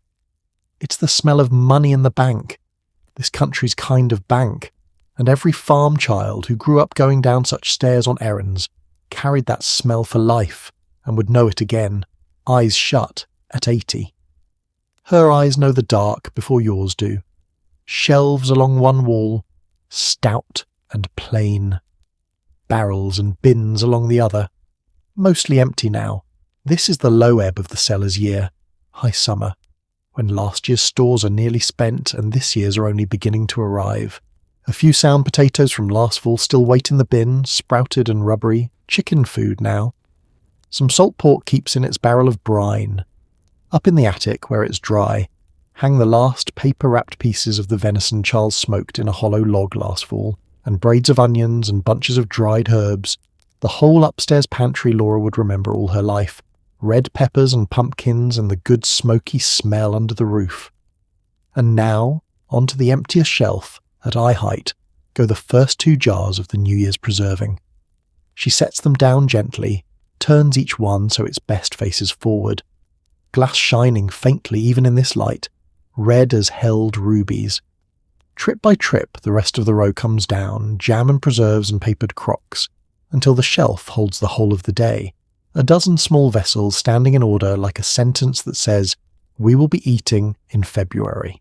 Stand a moment in the cool with her and look at the architecture of it, because a settler's cellar in July is a calendar written in food, mostly in the future tense. Where those jars sit, more will join them. Blackberry, plum, wild grape, as the summer rolls on. That empty bin expects potatoes by the wagon load. Come fall. That barrel expects the pork. Those hooks up there expect the cabbages, hung roots up like bats. Everything down here is a promise the summer makes to the winter, and July is when the promising begins in earnest. And today, this ordinary Tuesday of a day, the first promise got kept. Come back down these stairs in November, and you'd need a lamp and a map. The potato bin full to its boards, 10-15 bushels of them, dug and dried and sorted by hand, the year's single most serious insurance policy. Carrots and beets and turnips packed down in boxes of sand like sleeping fish. Sand keeping them crisp, clear to April. Cabbages by the dozen, some hung, some trenched. One crock of them gone to kraut and working at it audibly in the corner. The pork barrel brined and heavy again after the fall butchering. Hams and shoulders gone up to the smoke. Sausage in its crocks under lard. onion braids on the wall, and if the trading went well, a precious barrel of apples from some settled neighbour's orchard, each apple wrapped in paper against its brother's tempers, because one spoiled apple really will preach rot to the whole congregation. That's the cellar this shelf of jars belongs to, the July cornerstone of a November cathedral. The cellar has staff too. A cat holds the mouse in concession for the whole underground, and holds it seriously because a cellar full of grain sacks and sandboxes is a mouse's idea of the promised land. And it has rules, the first of which is about the light. A candle-down cellar rides in a lantern or it doesn't come, for the same reason the children stop 2 steps from the hearth. An entire winter's living is stacked in this hole in dry straw and wooden bins, and the house above it is made of logs, and the sentry's nightmares are all made of flame. Caroline has carried her light down these stairs 1,000 times, and will carry it 1,000 more, and every single time her hand cups it at the turn. It's cool enough down here to keep milk sweet through a heat wave, somewhere near 50 degrees, or close to it, summer and winter alike. The earth's own steady temper holding all year regardless of what the sky's doing. Farm families knew that number in their bones before anyone measured it. 6 feet down, the seasons lose their vote. It's the arithmetic of the whole frontier, really, standing there on one plank shelf. There's no store you can count on in a bigwoods January. There's no neighbour with extra. What there is what you put down here. And a family eats its own foresight all winter long, or feels the lack of it spoonful by spoonful till spring. Caroline learned that lesson at 5 years old, at a bare table in Brookfield. She has never once needed it taught again. Then she climbs back up into the warmth and the light, and the trapdoor closes on the cool dark, and the jars begin their long, patient wait, which is the whole of their job now, and they are very good at it. Above them the house goes on with its evening. Below in the dark, summer stands in a row on a shelf, which is enough for now. The light changes first. That's how you know the day has turned. Shadows that pooled small and blue under things at noon have begun to stretch east, and the heat has lost its conviction, and the birds start up again after their long afternoon recess. There's a name for this stretch of a farm day, the chores hour, when everything that was set aside this morning comes back around, hand out, expecting to be finished. Suki is at her gate again. Cows keep the day's bookends. So the milking happens over. The pail rings and fills. The pans in the pantry receive their evening gallons. And the henhouse gets visited, and the eggs come in riding in an apron gathered up like a hammock. Kindling gets split for the morning fire by nobody's request. Mary and Laura simply know their evening work. Small hands and small hatchet jobs. Wood box filled. Chips gathered for the quick hot breakfast blaze. Caroline uses the last wide daylight for the garden, hoe in hand, an unhurried pass down the rows to see what the day did while her back was turned. July gardens don't wait politely. Beans that were too thin on Tuesday are suddenly too fat by Friday, and she picks a mess of them for tomorrow, pinches the suckers off the tomato plants, pulls the weeds that grew apparently since dinner. At the garden's edge she pauses over the cucumber vines, calculating, because the cucumbers are coming on hard now. And cucumbers mean pickles, and pickles mean another one of these days, soon, with brine and dill in the leading roles instead of sugar. A farmwife's summer is a train of preserving days, each crop pulling into the station on its own schedule, berries, cucumbers, corn, tomatoes, plums, apples, kraut, on into the great slaughter and salt works of the cold weather. Today was one car of a very long train. She notes the cucumbers the way a station master notes a headlight down the line, and hoes on. And here's a small thing worth seeing before the light goes. Along the fence, on a clean cloth laid over boards, there's a shallow scatter of this morning's raspberries she held back from the kettle, spread thin, drying in the day's last heat. Dried berries were the other keeping, older than sugar, old as this continent, fruit turned leathery and small and sweet, to be stewed back plump in a winter sauce, or baked into something in the dark of the year. Sugar costs $0.10 a pound. Sunshine remains free. A thrifty kitchen ran both methods side by side without a second thought, and tonight the cloth's corners get folded over the fruit against the dew, and tomorrow the sun will go back to its slow work. The eggs deserve their sentence since they're riding in her apron. A dozen eggs at the store brings only small change, but eggs are the steadiest coin a farm wife mints. They arrive daily, they cost nearly nothing, and across a season the egg basket quietly buys the thread and the tea and half the little iron and tin of a household. Hens are the junior partners in the firm of butter and egg, and Caroline banks with them every evening at dusk, reaching under warm feathers into the nest boxes while the hens file past her to the roost, muttering their shop talk, filing their small complaints. The first fireflies come up out of the grass while she hoes, blinking their slow cold sparks along the margin of the woods, and the girls are after them within the minute, cupping hands, peering in through finger cracks at the small lit strangers, letting them go. Higher up, the nighthawks have come out to work the insects over the clearing, and every so often one folds and dives and pulls up with that odd booming note, like breath blown over a jug's mouth. A bat stitches back and forth under the eaves, quick and silent, mending some tear in the dusk that only bats can see. The whole evening shift of the sky clocks in at once, and no one who lives here even looks up, and you can't stop looking up, and both of you are right. Her apron, by the way, is worth an inventory before the day ends, because a farm wife's apron is a toolbox with strings. Across today it has hauled kindling, cradled eggs, shielded a jam splash, wiped 2 chins, one of them twice, carried in beans and carried out scraps, gripped a hot kettle handle when the cloth strayed, and it will end the evening drying somebody's dish. The dress beneath it might be 4 years old, but the apron is the working surface of her entire profession, and it gets changed and boiled and patched with more attention than anything else she wears. A clean apron at midday in some houses was practically a flag of state. She stands at the garden fence a last minute, hoe grounded, looking at the sky over the trees the way farm people look at sky, reading tomorrow in it, high clear gold going green at the edges, fair weather written all over it. Good for the hay, good for the drying berries, good for the berries still ripening back in the slashings. July is generous with its evenings here. This far north the light hangs on past 8, and the dusk takes its time about everything, and a farm runs its whole summer economy on those long ends of day. The chores that winter crams into black 4:30 cold get done now in shirt-sleeve gold, unhurried, and there's daylight left over even so. Winter borrows all of this back with interest, of course. Nobody up here is ever confused about the terms. That's half of what today's jars are, when you think about it. July's long light, sealed against the year's short afternoons. Inside, the fire needs building back up gently, one more time, because there's a supper still owed to this family. Out past the barn, the first cool comes off the woods like a long-held breath let go. Supper on a preserving day is, by ancient rite, simple. The kitchen has given its performance for the year. Nobody expects an encore, and what the evening actually calls for is bread and butter, cold pork sliced thin, boiled eggs, the buttermilk cold from the cellar, and whatever the day itself suggests. Tonight the day suggests from the chipped jar that never made it down cellar, still sitting warm-shouldered on the table where everyone can see it, the obvious thing. The first taste of the new jam.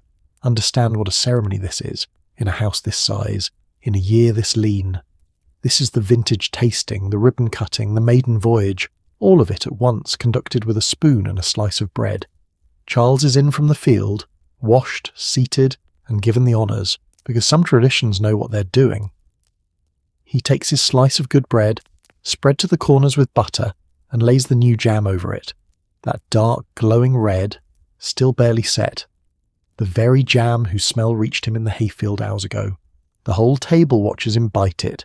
He chews once, twice, goes still, and looks up at Caroline with an expression that took him 10 years of marriage to perfect. The look of a man pretending to deliberate over a verdict everyone in the room already knows. Best yet, he says. He says it every year. It's true every year too, which is the strange, lovely mathematics of new jam. No jar from last summer, however good, ever beats the one that's an hour old in July with its own berries barely cool. The girls get theirs next. Bread and butter and a red lattice of jam laid on by Ma's hand, thicker than she'd admit to. And for a while the table does very little talking. There is a particular quiet that falls over children eating warm jam on fresh butter, and it's as close to church as a Tuesday gets. Laura, for the record, holds her bread with both hands and eats it in a spiral, Crust last, jam managed so it lasts to the final bite. A feat of engineering she will never be credited for. Mary eats hers like a lady, and gets jam on her chin anyway, which Laura notices and, in a display of diplomacy historians should study, says nothing about, merely smiles into her supper with the smile of a girl saving something for later. That bread underneath the jam deserves its credit line too, because it's the other half of the ceremony. Saturday's baking, from the barrel of wheat flour that cost real money at $3 or so, the loaves raised on the starter Caroline keeps going week to week like a small tame fire of its own, wrapped warm through cool nights, fed and grown and divided, older than Carrie, possibly older than Laura, nobody's counted, and the butter is Monday's cream by way of Thursday's churning, worked and washed and salted by the same two hands that filled the jar. Bread, butter, jam. 3 days of 3 different weeks, stacked half an inch high on a 5-year-old supper, eaten in 90 seconds flat. That's a farm wife's whole art right there. Months of her work meet on a slice, and the eaters taste only summer. Caroline eats hers last, when the pouring and spreading and refereeing are done, and you should watch her do it. 1 slice, 1 measured red spoonful from the jar her own hands filled. She tastes it the way the maker always tastes, not is it good, but did it catch? Is the fruit bright? Did the sugar and the fire and the judgment all land where she aimed them? It did. You can see it land in her face, 1 degree of settling around the eyes, the day's whole long ledger balancing out in a single bite. She'd tell you it wants to stand a week for the flavour to come together. She'd be right too. It's still the best thing anyone in Wisconsin ate tonight. The blessing came first, of course. Before any of it, hands folded, the day's noise dropping out of the room for the length of it, and even Carrie went approximately still, having learned that this particular quiet is not negotiable. Grace in this house is short and sincere and entirely expected, like the food it thanks for. Somewhere in the meal, Carrie gets her own introduction to the new jam, a fingertip's worth, laid on her tongue by Ma while the table watches. There's the pause, the frown of great deliberation that babies bring to all new evidence. Then the whole small face opens like a window, and the verdict comes down in the form of a lean toward the spoon that nearly takes her out of the chair, and the table laughs. And somewhere in that laugh is the true christening of the day's work. Better than any label. Raspberry, 1872. Approved unanimously. In the language of the country, the sweet stuff in that jar answers to more names than one. Fruit put up soft for spooning was sauce in polite talk, and sass in the kitchen, and a family ate its winter sass with an appetite no store could sell them. Words like that travelled in the same trunks as the receipts did, wearing down smooth on the road from New England, and you can hear the whole migration in them if you listen. This table talks Wisconsin now. Its grandmothers talk Connecticut every time supper's named. Buttermilk all around, and the crumbs to the chickens, and the dishes to the pan one last time. The chipped jar gets its saucer set back on top and gets moved, with some formality, to the pantry shelf where the 6 glass jars stood empty this morning. That shelf isn't empty now. It won't be empty again, if the summer keeps its promises, till the year has turned all the way over. Outside the open door, dusk is coming up out of the woods the way it does, from the ground first, the tree trunks going dark while the sky over them still holds the light. The kettle, scrubbed and dried and hung back on its peg, finally rests. The lamp gets lit as the window goes properly dark. 1 lamp set at the middle of the table where its light can serve the whole room at once.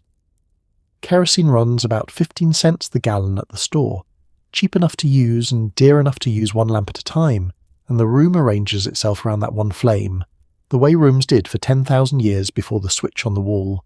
Everything the family does now, it does inside one warm yellow circle, and everything outside the circle softens into brown shadow and goes to sleep early. Caroline sits in the circle with the mending basket because no day here ends without handwork. There's only handwork suited to lamplight. Stockings tonight, the darning egg riding inside the heel, her needle laying its little woven patches while her rocking chair keeps slow time. Mary has her patchwork, 9 patch squares, her stitches getting praised for straightness, which they deserve.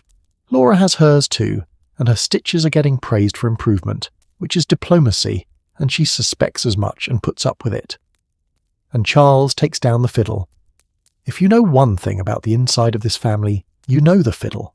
It came through every mile in the wagon, wrapped like a relative, and on evenings like this one it comes out of its box and tunes itself up under his chin, and the cabin gets its music. Tonight it noodles low and easy, a man playing for his own supper-fed contentment, half-tunes, trailing phrases, a hymn gone wandering. The girls stitch to it. Baby Carrie on a quilt on the floor conducts briefly and falls over. Outside, and this is true, and Laura wrote it down years later so we'd know, the nightingale of these woods is the whip-poor-will, and between the fiddle's phrases its call comes clear out of the dark trees, over and over, that looping liquid three-note question, and Charles, when the mood took him, would answer it, matching the bird phrase, for phrase, the fiddle, and the whip-poor-will trading calls across the clearing while the family listened. You're allowed to find that almost unbearably lovely. They did too. That's why it got remembered. The lamp itself gets daily worship, and you'd never guess it to look at the mild little flame. Every morning its glass chimney is washed and rubbed dry till it disappears, because a smoke chimney steals half the light you paid your kerosene for, and the wick gets trimmed straight across so the flame stands even, without a smoky horn at either corner. Lamp tending was one of the first real housekeeping jobs a girl was trusted with, right about Mary's age, and it was taught with ceremony, because everyone in the century knew a story about a lamp tipped, a chimney cracked, a curtain gone up. Handled right, the lamp is the mildest servant in the house. It is always, and only, handled right.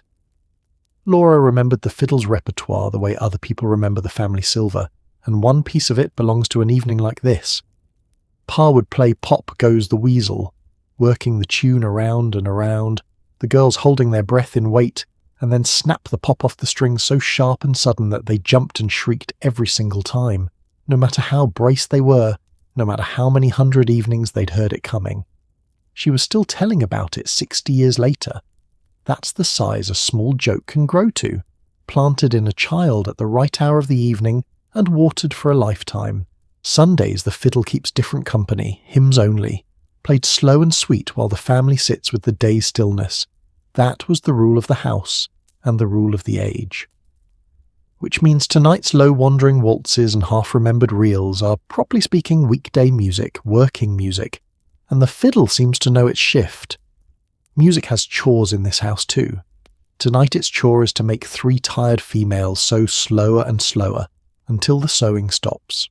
In the pantry, meanwhile, where nobody's looking, the lamplight catches one bright vertical line down the flank of the chipped jar, and holds there a single red-gold thread in the dark, the day's whole work distilled to one shine on one shelf.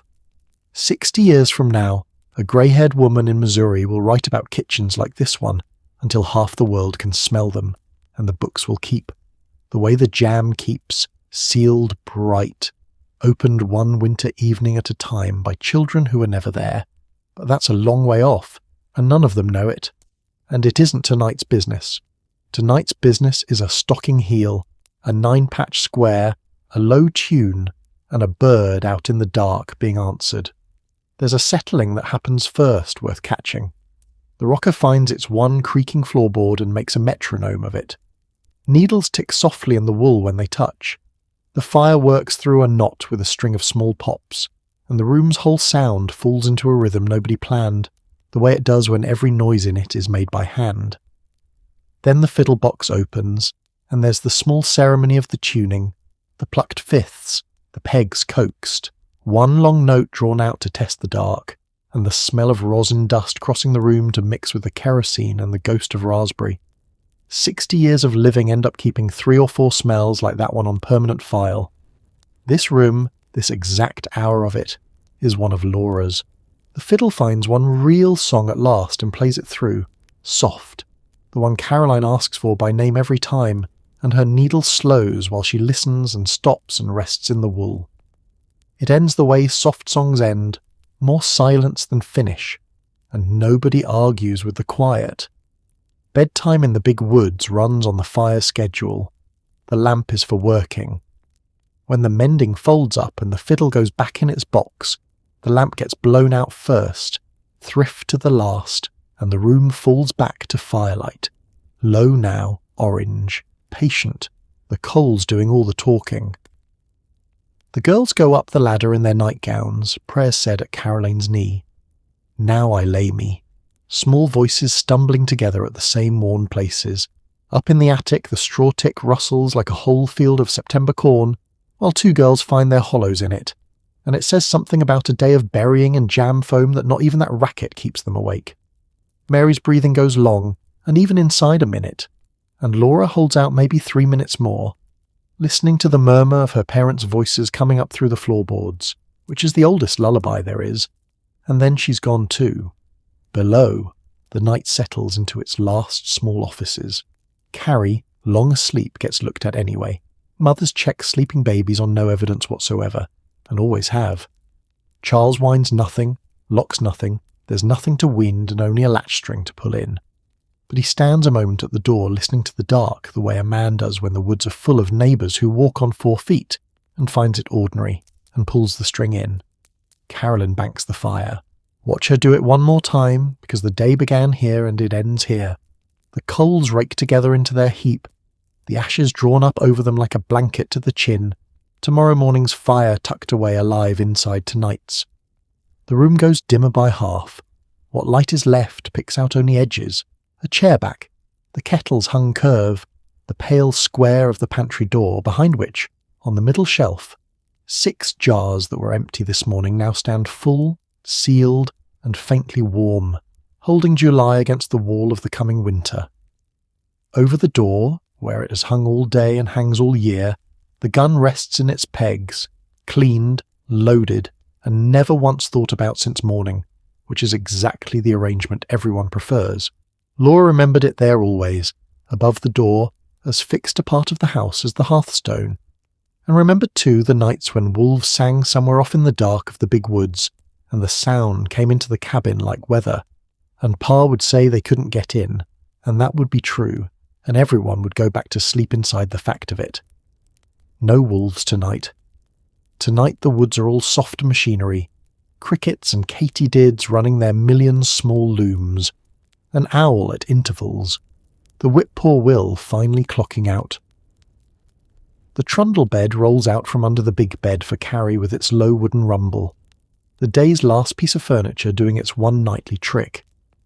Braids get unpinned and rebraided loose for sleeping, nightgowns swallow the girls whole, and the latch string, that little rawhide diplomat, hangs coiled inside its hole in the door. When it hangs out through the hole, any hand in the county can lift the latch and be welcome. That's what the old saying means. The latch string is always out. Pulled in, the door is shut to the night and everything the night employs. It's the whole security system of the frontier, one leather shoelace. And the miracle is how rarely it needed to be more. She's the last one standing, of course. She was the first one standing 16 or 17 hours ago, in this same spot, in the dark.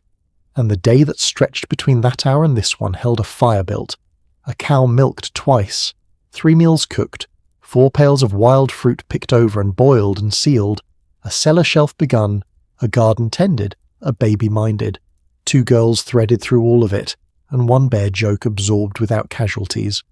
Tomorrow we'll ask for most of it again, minus the berries, plus the wash or the churning or whatever the day's rightful work turns out to be. She knows exactly what it will ask. She'll be up before it, as usual, with the fire. The house does its own settling after that. Log walls give up the day's heat in small, confidential creaks, working joint by joint down toward the night's temperature, and something in the roof ticks twice and thinks better of it. The moon has come up over the clearing near full and lies in a long pale lozenge across the floorboards, and the mice, by ancient treaty, hold their business to the walls. And then, from the pantry, once, faintly, comes the best sound of the entire day. A tiny musical tink of glass and metal, one of the zinc caps drawing itself down, that final hair's breadth as its jar goes fully cool. The seal setting. Summer latching its own door. If Caroline hears it, and she hears everything, she gives no sign but the smallest easing at the corner of her mouth, already halfway to sleep. She crosses the dark room without needing to see it, lies down beside Charles, and lets the house have the night. The fire ticks once under its ashes. Out in the woods, the whip-poor Will hands the dark over to the owls, and the little house, with its people breathing and its jars gleaming and its coals alive under the grey, does what it was built to do, and keeps them, all night, everyone.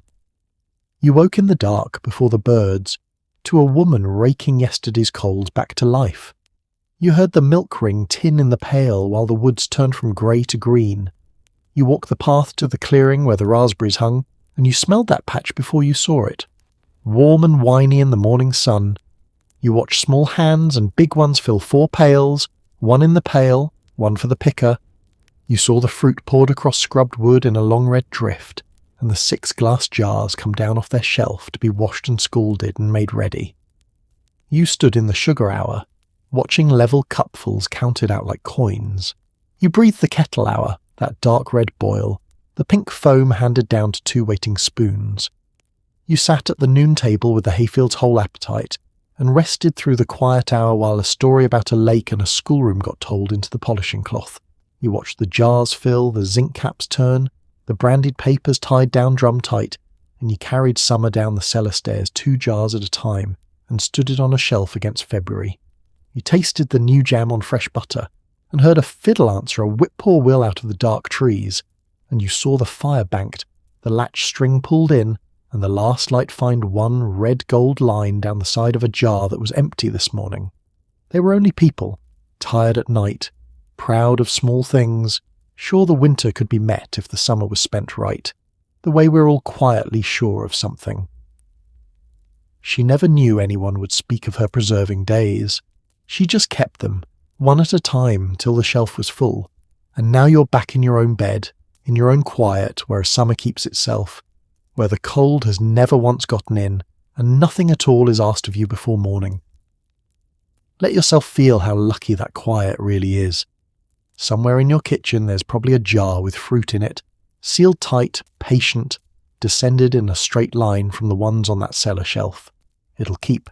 Everything here will keep. Rest easy now. That winter is 150 years away. The kettle is scrubbed and hung, and you have nowhere to be but sleep. Good night.